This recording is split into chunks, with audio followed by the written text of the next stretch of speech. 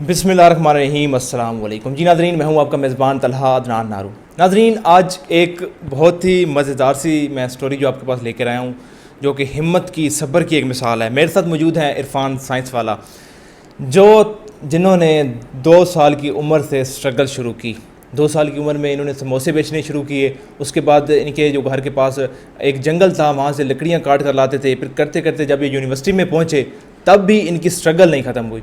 یہ رات بھر ڈیوٹی کرتے تھے, کام کرتے تھے, جاب کرتے تھے, دن میں سارا دن یہ یونیورسٹی میں پڑھائی میں بتاتے تھے. اور آج ماشاءاللہ یہ اس مقام پہ پہنچ چکے ہیں. یہ ان کا اپنا سکول بھی ہیں, یہ اپنا سلائی سینٹر بھی چلا رہے ہیں.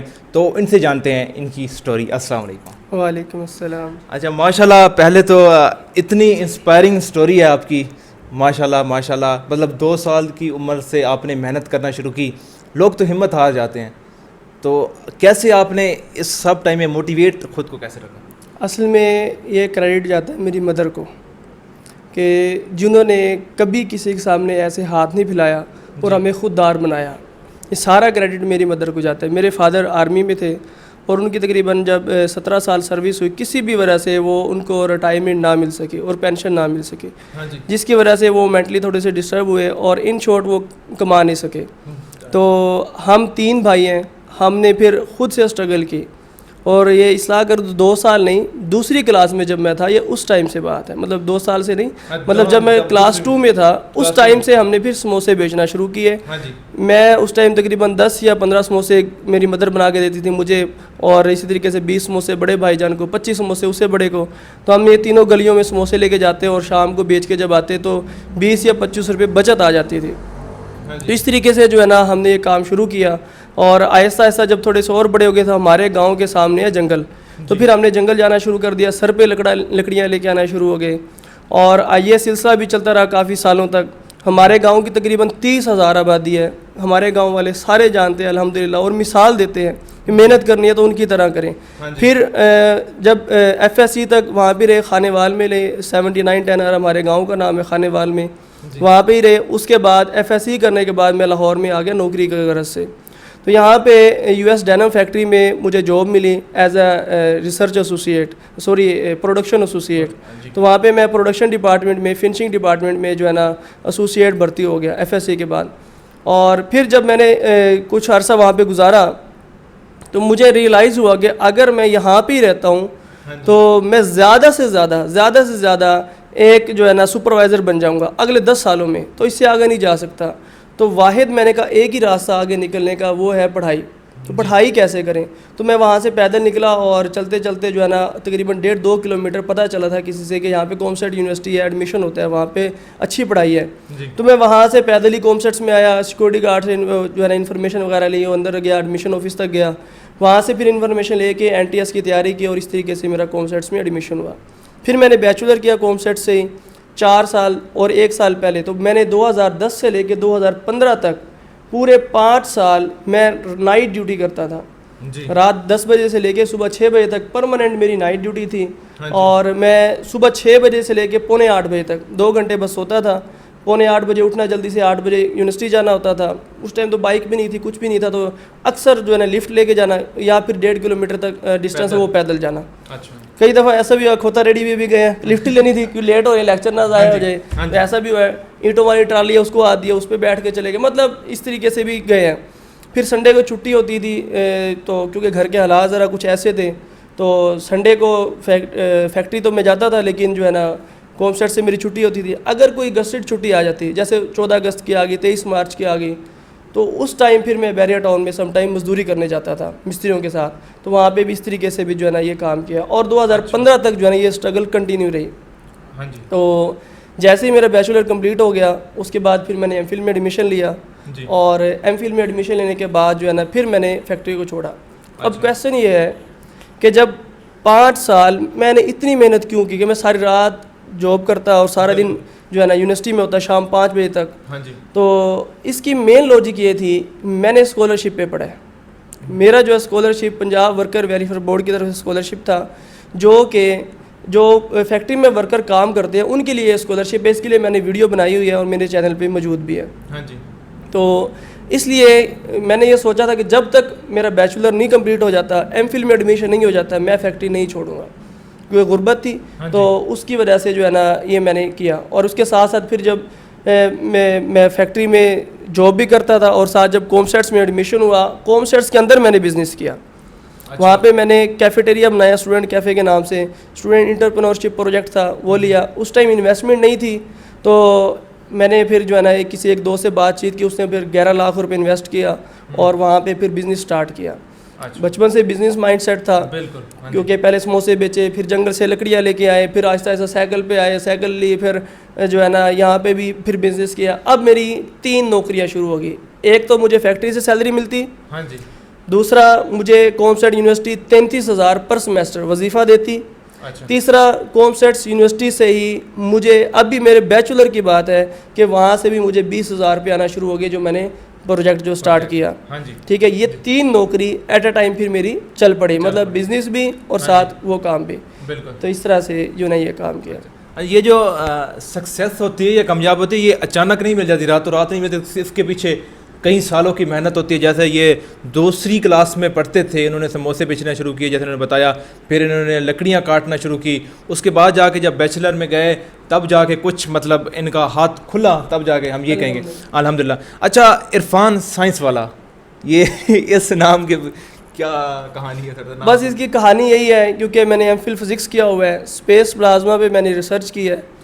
تو اسی طریقے سے اگر آپ دیکھ سکیں تو میرا کیونکہ شغل ہے, میں یہ کام کرتا رہتا ہوں, اگر آپ دکھا سکیں تو 60 نوجوان سائنسدان. اس کے بعد اگر میرے ٹائبل پہ اگر آپ دیکھیں ستاروں کا جہان, یہ ساری جو ہے نا الکیمیا کے کرشمے, یہ سائنس کے جو ہے نا پروجیکٹس میں کرواتا بھی ہوں.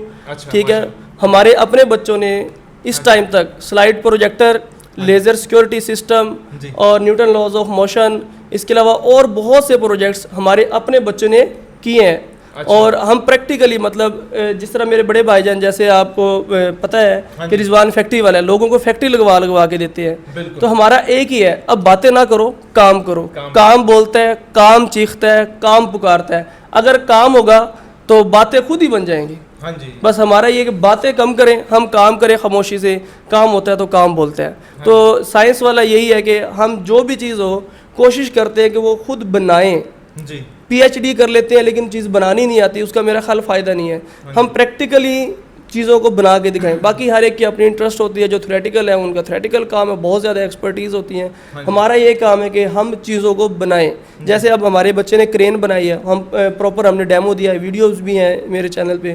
تو جو بچہ چھوٹی کرین بنا سکتا ہے, 9th کلاس میں فزکس میں ہائیڈرولک اس نے سسٹم پڑھا ہے, پاسکل لا کو اس نے اسٹڈی کیا ہے, تو اس نے وہ کرین بنا دی, اس کو پروجیکٹ دیا وہ بنا دی. اسی طریقے سے میں فنڈنگ دیتا ہوں بچوں کو کہ اگر پیسے نہیں ہے فنڈنگ لو, آؤ میرے ساتھ پروجیکٹ پہ کام کرو.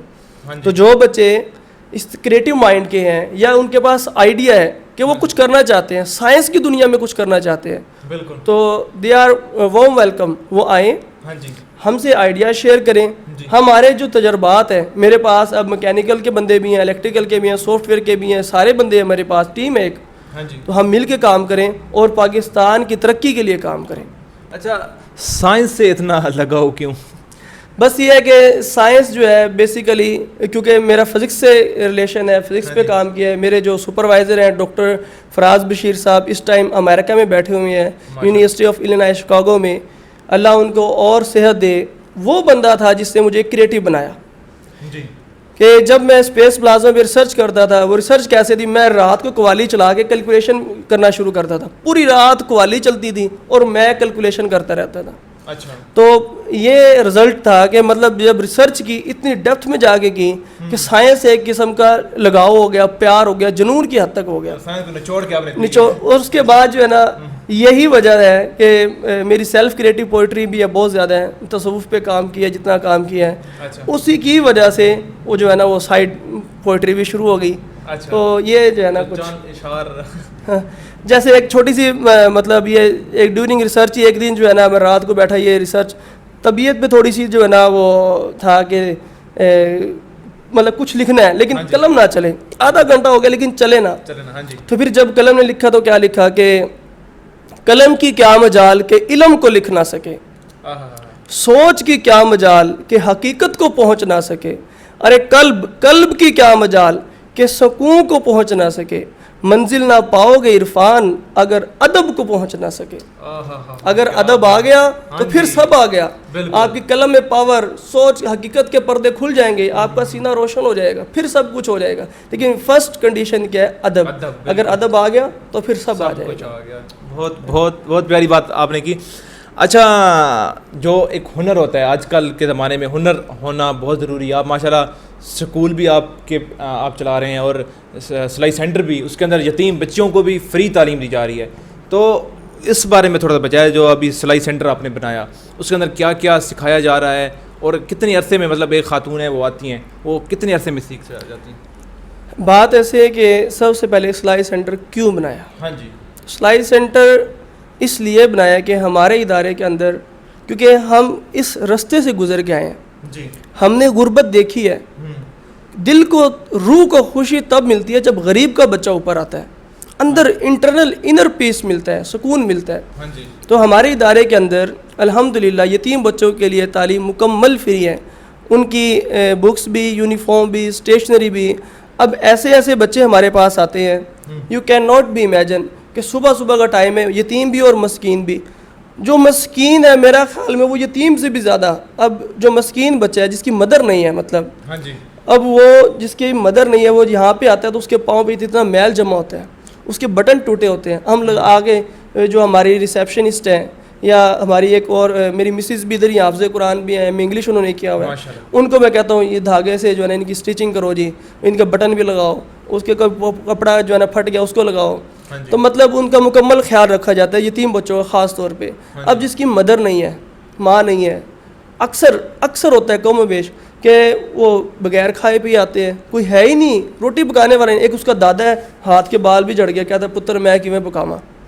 تو میں کیا, تو ادھر آ کے جو ہے نا ہم نے کہا ٹھیک ہے انشاءاللہ اللہ کرے گا سب معاملات ٹھیک ہو جائیں گے. تو ہم انسان کوشش کرتا ہے.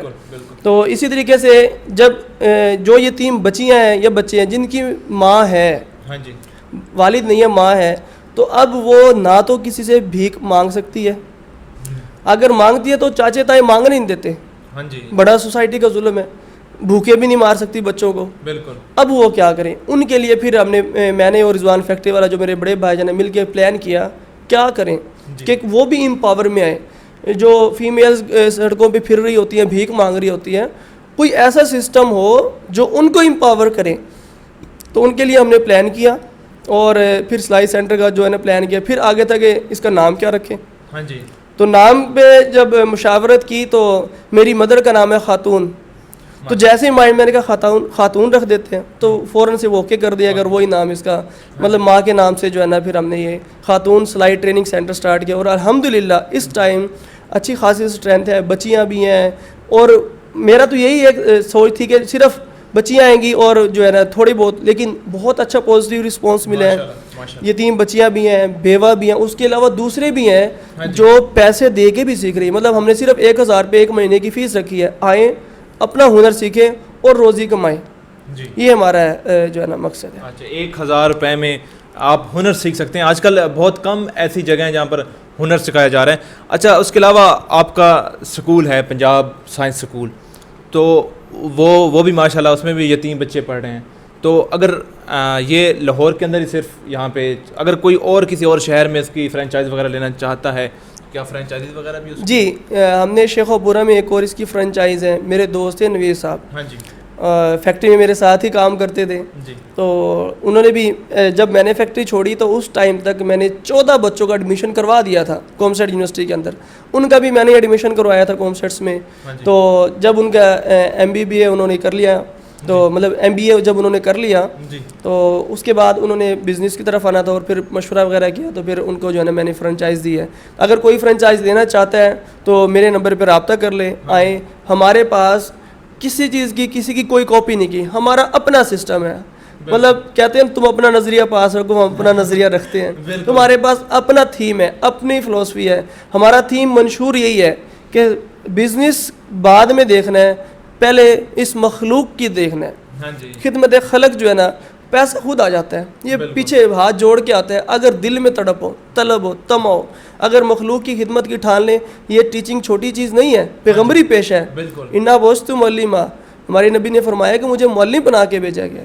یہ پیغمبری پیشہ ہے. استاد ایک بچے کا استاد نہیں ہوتا, وہ پوری قوم کا استاد ہوتا ہے, قوم کو لیڈ کرتا ہے, معاشرے کو بناتا ہے. تو ہماری یہی ہے کہ اگر یہ ایک پاک پیشہ ہے, اس میں اگر آنا چاہیں تو ہمارے ساتھ آپ رابطہ کر سکتے ہیں. ہماری اپنی ٹیچر سلیکشن پالیسی ہے, اسٹوڈنٹ سلیکشن پالیسی ہے, پھر ایڈمیشن, مطلب A to Z جو آپ کو یہاں پہ مطلب ایک پراپر چینل نظر آئے گا. جیسے آپ نے وزٹ کیا, دونوں کیمپس ہمارے یہاں پہ وزٹ کیے ہیں, تو الحمدللہ اس ٹائم 35 اسٹاف ممبر میرے پاس ہیں جو کہ کام کر رہے ہیں. لیکن کووڈ ہے, کووڈ کی وجہ سے آج کل لاک ڈاؤن ہے. ابھی ہم یہ پریفر نہیں کروں گا کہ آئیں اور یہ فرنچائز دیں. جیسے لاک ڈاؤن ختم ہوتا ہے آپ پلان میں رکھیں, مائنڈ میں رکھیں, اس کے بعد انشاءاللہ ہم اس پہ کام کر سکتے ہیں. اور اسی طریقے سے ایک اور اس کی ہمارے ادارے کی یونیک چیز یہ ہے, ہمارا اگر آپ ٹائم ٹیبل یہ دکھا سکے تو یہ ٹائم ٹیبل ہے ہمارے پاس. اس میں قرآن پاک کو ہم ایز اے سبجیکٹ پڑھاتے ہیں. اچھا, مطلب جس طرح فزکس, کیمسٹری, بایو, میتھ, باقی سبجیکٹس ہیں, ان دا سیم وے قرآن پاک کو ہم ایز اے سبجیکٹ پڑھاتے ہیں اور اس کو سبجیکٹ پڑھایا جاتا ہے. اس کے لیے ہم نے 2 حافظ قرآن ٹیچر ہائر کیے ہیں. اس کا پراپر پیپر ہوتا ہے, پھر رزلٹ کارڈ میں بھی اس کے نمبر لگائے جاتے ہیں. اس کے ساتھ ساتھ ویک میں ایک دفعہ اقبالیات کو پڑھایا جاتا ہے. جیسے کہ اگر آپ یہ بھی دیکھ سکیں, علامہ اقبال کا پورا کلام جو ہے نا, ارمغان اعجاز ہے, اسرار خودی ہے, اور یہ سارے جوید نامہ, فارسی کلام پورا جو ہے نا, یہ اگر آپ دیکھ سکیں پیام مشرق ہے. مطلب علامہ اقبال کو بھی ویک میں ایک دفعہ بچوں کو پڑھایا جائے تاکہ بچوں کے اندر کچھ کرنے کی جستجو پیدا ہو جائے. جس نے اقبال کو پڑھ لیا اس نے دین کو پڑھ لیا. چلیں عرفان سائنس والا, آپ کا بہت بہت شکریہ آپ ٹائم دینے کے لیے. احساس وہی کر سکتا ہے جس نے درد سہا ہوتا ہے, جس نے کاٹی ہوتی ہے اس کو پتہ ہوتا ہے کہ جو اب کاٹ رہا ہے وہ کن حالات میں ہے. تو آپ ان کا نمبر بھی اسکرین پہ چل رہا ہے, کسی بھی قسم کی آپ ان کے ساتھ جو بھی آپ کی ہیلپ ہو, کچھ بھی ہو, آپ کو فرینچائز چاہیے ہو, آپ کو چاہے سلائی سکول میں آپ نے ایڈمیشن کرانا ہو, آپ ان سے رابطہ کر سکتے ہیں. اور ان کی جو سٹوری تھی ماشاءاللہ, وہ میں پھر یہ بات کہوں گا کہ اکثر ہم آج کل ہمت ہار جاتے ہیں. 1 سال کوئی محنت کر لیتا ہے, آج کل تو سال بھی کوئی نہیں محنت کرتا. وہ کہتا ہے کہ بس میں نے رات کو سوچا ہے صبح اٹھوں تو میں کامیاب انسان ہو کے اٹھوں. تو کامیابی کے لیے اس کے پیچھے کئی سالوں کی محنت ہوتی ہے. اسی کے ساتھ ہی اپنے میزبان طلحہ عدنان کو دیجیے اجازت. اللہ نگہبان. پاکستان زندہ باد.